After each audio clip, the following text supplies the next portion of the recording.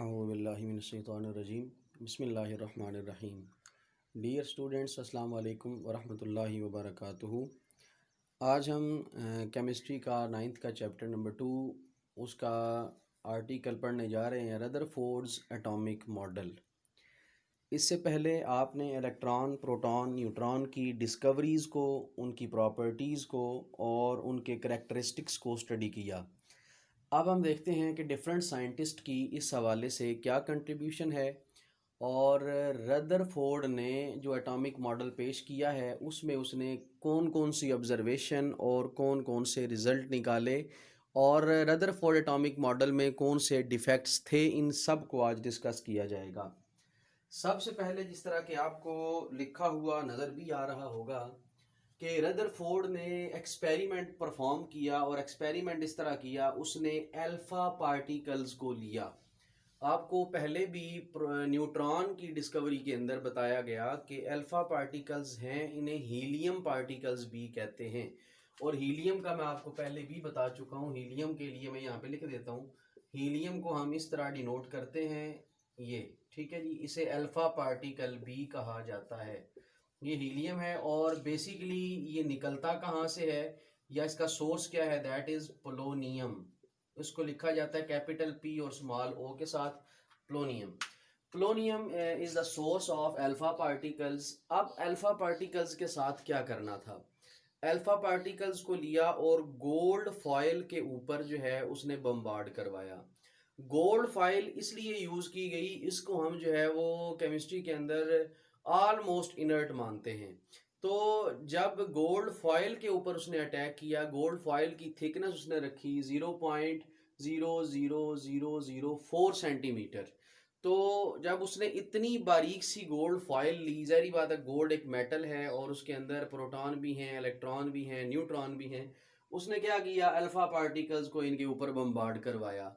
Alpha particles ये आपके सामने यहाँ पर इस डायग्राम में ये पॉजिटिव 2 चार्जेस के साथ अल्फ़ा पार्टिकल्स हैं और ये गोल्ड के मैंने 2 एटम लिखे और इन 4 गोल्ड के जो एटम्स हैं उनको इस तरह मेंशन किया पॉजिटिव नेगेटिव चार्ज के साथ। अब उसने इस सारे करैक्टरिस्टिक को किस चीज़ पे ऑब्जर्व किया, यहाँ पे जिंक सल्फाइड प्लेट पड़ी हुई थी। उसने जिंक सल्फाइड प्लेट के ऊपर फ्लैशेस को ऑब्जर्व किया कि फ्लैश उसका किस किस्म का आता है।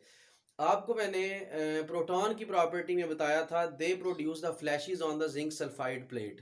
हालांकि ये फर्स्ट ईयर के अंदर था, लेकिन फिर भी आपको बताने का मकसद ये था कि रदरफोर्ड में उसने ये वर्ड यूज़ किया है। जिंक सल्फाइड प्लेट के ऊपर उसने इस इफेक्ट को ऑब्जर्व किया। आगे उसने ऑब्जर्वेशन क्या की, क्या चीजें ऑब्जर्व करता रहा। अब उसकी ऑब्जर्वेशन देखें, 3 चीजें उसने ऑब्जर्व की कि almost all the particles passed through the foil undeflected. Foil कहते हैं पतरी को, बारीक सी शीट को, FOIL फॉयल। तो उस फॉयल से बिल्कुल अनडिफ्लेक्टेड, बगैर किसी रास्ते पर मुड़े हुए सीधे पास कर गए ऑलमोस्ट ऑल द पार्टिकल्स। यानी सारे नहीं, तकरीबन जो है ना उसमें से जो है काफ़ी सारे पार्टिकल, मतलब 99% पार्टिकल्स जो हैं वो अनडिफ्लेक्टेड इसके अंदर से गुजर गए। दूसरा पॉइंट ये था कि 20,000 जो पार्टिकल्स थे, 20,000 20,000 पार्टिकल्स, उसमें से चंद एक जो है वो डिफ्लेक्ट हुए। ये देखें, ये लगने के बाद इसने अपना पाथ चेंज किया, इसे कहते हैं डिफ्लेक्शन। डिफ्लेक्ट होता है पाथ को चेंज करना, उसने पाथ को अपना क्या कर दिया, चेंज कर दिया। उसके बाद कुछ ऐसे थे जो लगने के बाद बाउंस बैक हो गए, मतलब लगने के बाद वापस आ गए। ये एग्जांपल लिखी हुई है, इस तरह लगने के बाद वो दोबारा जहां से आए थे उसी तरफ, उसी डायरेक्शन में लौट चले, उसको कहते हैं बाउंस्ड बैक। तो चंद एक बाउंस बैक हुए, चंद एक डिफ्लेक्ट हुए और almost all the particles past undeflected. ये तो उसकी ऑब्जर्वेशन थी, क्योंकि उसने जिंक सल्फाइड प्लेट पे इसको ऑब्जर्व किया, उसने ऑब्जर्वेशन इसकी जो है वो देखी। अब उसने इस प्रैक्टिकल से, इस एक्सपेरिमेंट से क्या रिजल्ट निकाला, क्या उसका रिजल्ट था। अब रिजल्ट जरा ऑब्जर्व करें, 6 पॉइंट है रिजल्ट के। पहला पॉइंट ये है कि अगर आप देखें कि जो एटम है ऑन द होल, उसने जितना एरिया कवर किया हुआ होता है, ऑलमोस्ट जितना भी वो एरिया है वो तकरीबन हम एम्प्टी उसके इर्द गिर्द का एरिया समझते हैं। Volume occupied by the atom is empty. तभी उसके अंदर से वो चीज़ पास कर गई। अगर खाली नहीं था तो कभी पास ना करने देती, इसीलिए अल्फा पार्टिकल्स इसके अंदर से पास कर गए, मतलब कुछ इससे इसके जो हैं वो खाली हैं। दूसरी उसकी ऑब्जर्वेशन ये थी कि अगर पॉजिटिव चार्ज जा रहा है और पॉजिटिव लग के अपनी डिफ्लेक्शन शो कर रहा है, मतलब जाहिर बात उसने पाथ अपना चेंज किया है। पाथ उस वक्त चेंज होता है जब उसके रास्ते में कोई उस जैसी रुकावट आए। अब पॉजिटिव चार्ज से टकरा रहा है तो उसने अपना पाथ चेंज किया, इसका मतलब किसी भी एटम का सेंटर प्रेजेंट है और उस सेंटर के ऊपर पॉजिटिव चार्ज है और वो सेंटर उसको हम नाम देते हैं न्यूक्लियस का। तो उसने यहाँ पर न्यूक्लियस का इसको भी नाम दिया।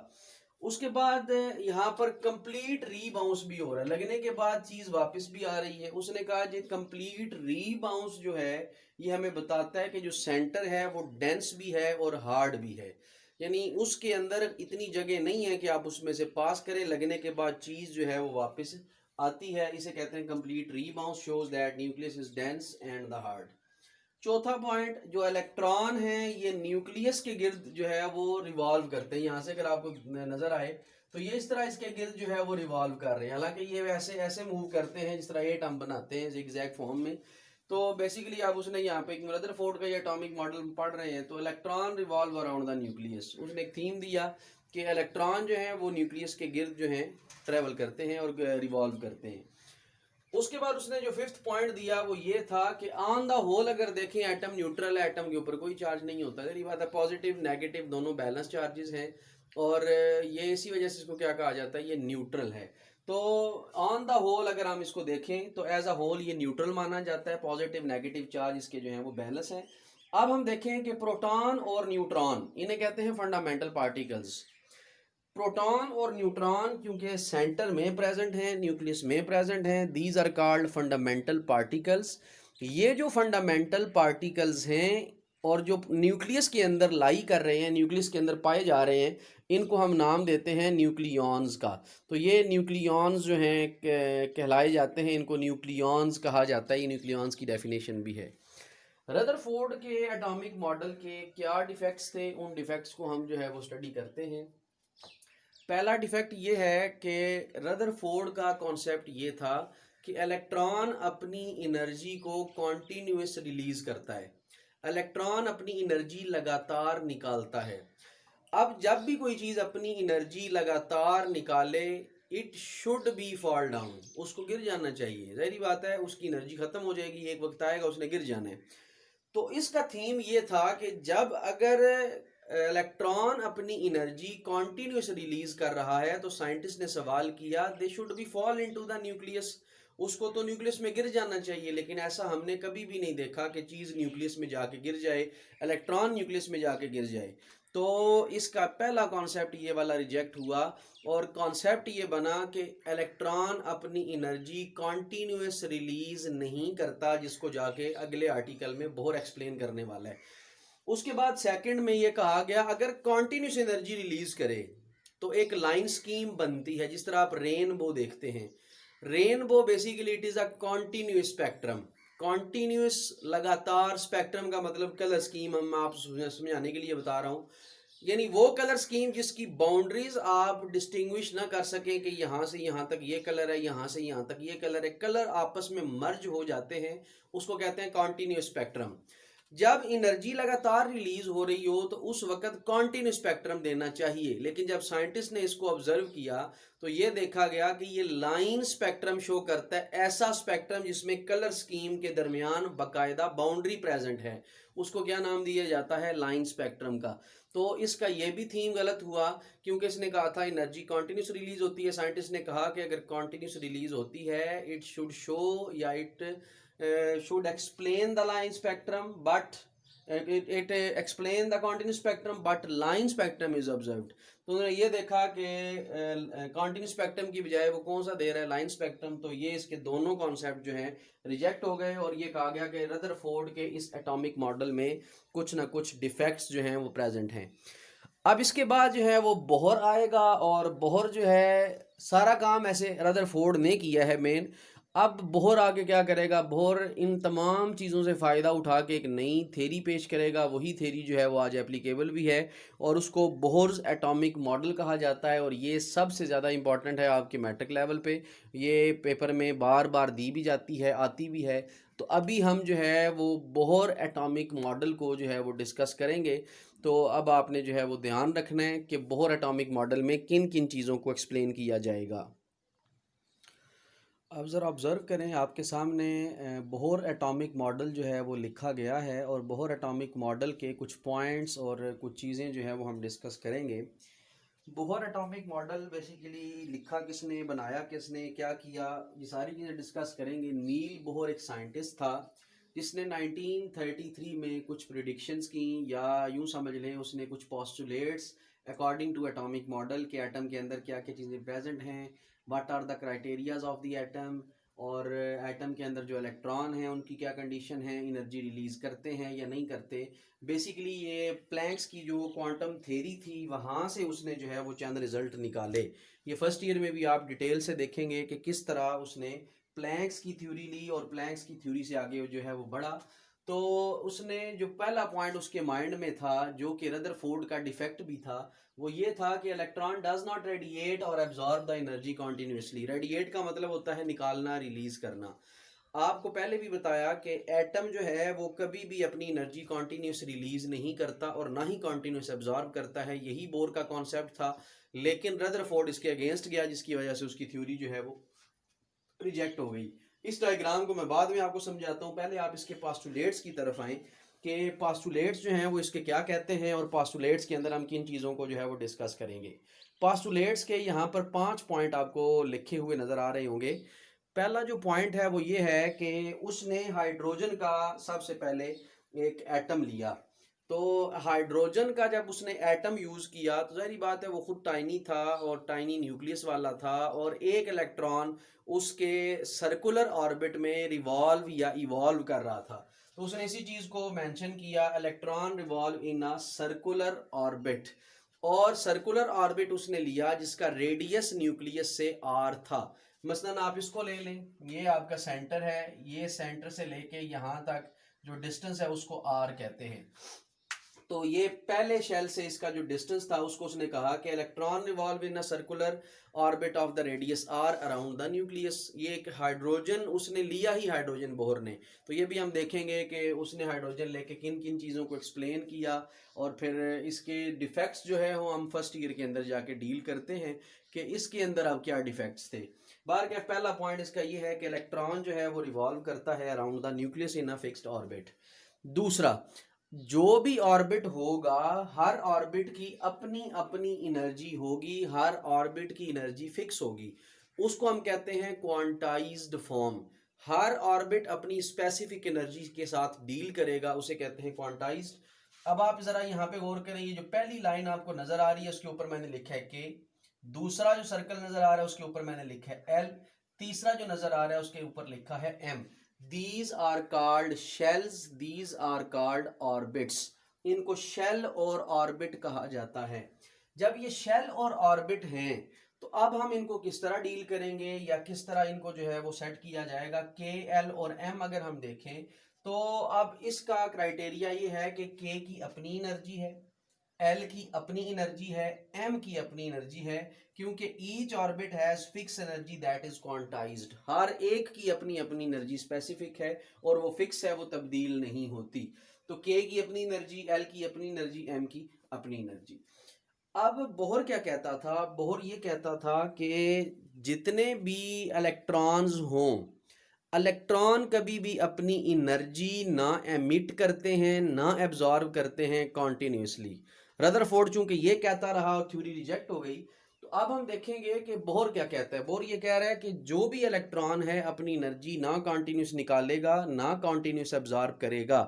सिर्फ उस सूरत में ये मुमकिन है जब इलेक्ट्रॉन एक ऑर्बिट से दूसरे ऑर्बिट में या एक शेल से दूसरे शेल में जाने की कोशिश करे।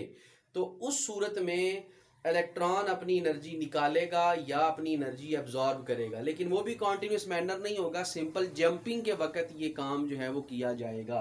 तो उसने यहाँ पे मेंशन भी किया, एनर्जी एमिटेड और absorbed only when electron jump from one orbit to the other. उसके बाद अब किस तरह ये इलेक्ट्रॉन जो है वो जंप करता है, कैसे होता है, ये डायग्राम अब आप गौर से देखें। ये मैंने यहाँ पे डॉट में इलेक्ट्रॉन शो किया और इलेक्ट्रॉन के साथ ऐसे ऊपर मैंने एरो लगाया है, मतलब इसने इस शेल से जंप करके इधर जाना है। इस शेल से जंप करके जब वो जाएगा मतलब नीचे से ऊपर जा रहा है, लो से हाई की तरफ जा रहा है। जब ये लो से हाई की तरफ जाएगा it should absorb the energy. इसको हम इस तरह शो करते हैं एनर्जी को, ये एनर्जी है। अब ये अगर इस तरह है तो ये क्या कर रहा है, एब्जॉर्ब कर रहा है। एनर्जी को हम ऐसे भी लिखते हैं एच न्यू, ये बाद में देखेंगे हम, ये क्या है, लाइट एनर्जी इसको कहा जाता है। ये इस तरह जो है वो हमने शो किया, जो ही इलेक्ट्रॉन पे लगेगी इलेक्ट्रॉन जंप करके लो से चला जाएगा, हाई तक चला जाएगा। तो ये लो से हाई पर मूव करने के लिए it should absorb the energy. Common चीज याद रखें, सिंपल सी चीज याद रखें, जब आपने स्टेयर्स चढ़नी हो यू हैव द पावर, आपको पावर चाहिए, आपको एनर्जी चाहिए, आप जो है आपकी लेग्स के अंदर स्ट्रेंथ चाहिए, तब आप जो है वो सीढ़ियाँ चढ़ सकते हैं, मतलब आपके अंदर एनर्जी होगी तो आप चढ़ेंगे। तो अगर आपने ऊपर से नीचे आना है, ज़रूरी नहीं कि आप सीढ़ियाँ इस्तेमाल करें, आप छलांग लगा के भी नीचे आ सकते हैं, ठीक है जी। तो वो फिर बाद में रिजल्ट निकलेगा उसका कि छलांग का रिजल्ट क्या होता है। लो से हाई जाना हो तो एनर्जी एब्जॉर्ब होती है, और हाई से लो जाना हो तो आप ये देखें, अब वो जा रहा है हाई से लो की तरफ, ये हाई से लो की तरफ, ये दूसरा था, ये पहला ऑर्बिट है, इसको 1 कह लें, इसको 2 कह लें, इसको 3 कह लें। हाई से लो की तरफ जा रहा है, इट शुड रेडिएट और रिलीज द एनर्जी। इसने अपनी एनर्जी निकाली। अब जाहिर बात है जब एनर्जी निकलती है, आती है, एनर्जी के अंदर चेंज आता है, जो चेंज इन एनर्जी है उसको शो किया गया डेल्टा ई के साथ। ये डेल्टा ई जो था ये था change in energy. Delta E is equal to E2 minus E1 which is equal to H nu. इसको वी हम नहीं पढ़ते, इसको न्यू पढ़ते हैं, NEW के साथ, NEU के साथ, सॉरी न्यू। ये फ्रीक्वेंसी को शो करता, आगे हम देखेंगे ये क्या है। एच क्या है, H basically it is the Planck's constant. ये प्लैंक्स साइंटिस्ट था, उसने जो है वो ये कांस्टेंट या उसकी वैल्यू जो है वो निकाली, वो थी 6.63 into 10 to raise power minus 34 joule second. ये आपने वैल्यू याद रखनी है पेपर पॉइंट ऑफ व्यू से, MCQs के हवाले से ये इंपॉर्टेंट भी है। और अगर न्यूमेरिकल इसके आ जाएं तो वैल्यूज़ वगैरह जो है वो आपको आनी चाहिए। H is equal to 6.63 into 10 to raise power minus 34 joule second. जो न्यू है फ्रीक्वेंसी है, ये क्या है, फ्रीक्वेंसी ऑफ द लाइट, ये लाइट की फ्रीक्वेंसी है। और आपने इसकी जगह पे E2 माइनस E1 की जगह पे ये लिखा। पांचवा पॉइंट क्या है, जो इलेक्ट्रॉन है वो रिवॉल्व तो करता है फिक्स ऑर्बिट में, जाहिर बात है वो सर्कल में मूव कर रहा है, और जब सर्कल में मूव करेगा, अब देखें उसका मैस भी है, इलेक्ट्रॉन का जाहिर बात है मैस है। इलेक्ट्रॉन किसी वेलोसिटी से मूव कर रहा है, और आपने फिजिक्स के अंदर, बल्कि आप पढ़ेंगे 9th में, अभी जाके आगे जो चैप्टर्स आ रहे हैं आपके, उसमें मोमेंटम पढ़ेंगे आप। मोमेंटम होता है product of mass and velocity. Mass और वेलोसिटी को मल्टीप्लाई करें तो मोमेंटम बनता है। जब कोई चीज सर्कल में ट्रेवल कर रही होती है, सर्कल में मूव कर रही होती है, तो उस मोमेंटम को एंगुलर मोमेंटम कहा जाता है। तो वो एंगुलर मोमेंटम था, और angular momentum, electron revolve in the orbit of a fixed angular momentum MVR is equal to NH over 2 pi. ये एंगुलर मोमेंटम का फार्मूला है, MVR is equal to NH over 2 pi. MV जो है वो momentum है, mass of electron, velocity of electron, radius from the nucleus. N जो है वो आपका क्वांटम नंबर है, क्वांटम नंबर मतलब शेल का नंबर है, पहला है, दूसरा है, तीसरा है, चौथा है, व्हाटसोएवर। H आपका प्लैंक्स कांस्टेंट है, 2 जो है वो कांस्टेंट है, पाई की वैल्यू आप जानते हैं 22/7 है, या 3.144 एंड सो ऑन, आप आगे इसको जो है वो चलाते हैं। तो ये आपका है बोहर्स एटॉमिक मॉडल। अब आपके बुक के पेज नंबर 34 पे आई थिंक सो ये दिया हुआ होगा कि बोहर और जो था आपका रदरफोर्ड, इन दोनों के जो एटॉमिक मॉडल्स थे उनके अंदर कंपैरिजन और उनका डिफरेंस जो है, ये दोनों आपने देखने हैं। वो टेबल आपने जो है वो अपने तौर पे खुद जो है वो तैयार करना है। तो ये आपका हो जाएगा आज का लेक्चर नंबर 1। अब हम जो है वो नेक्स्ट जो लेक्चर जाएंगे वो नेक्स्ट वीडियो के साथ जाएंगे, उसमें होगा इलेक्ट्रॉनिक कन्फिग्रेशन। ये बहुत इंपॉर्टेंट आर्टिकल होगा आपके लिए, इलेक्ट्रॉनिक कन्फिग्रेशन जो है वो किस तरह की जाती है। तो उस वीडियो का भी अब आप वेट करें, तो इंशाल्लाह जल्दी जो है वो वीडियो वो भी आपको अपलोड करके दे दी जाएगी। तो आज के लिए इतना ही है। अल्लाह ताला आपका हामी व नासिर हो। अस्सलामु अलैकुम व रहमतुल्लाहि व बरकातुहू।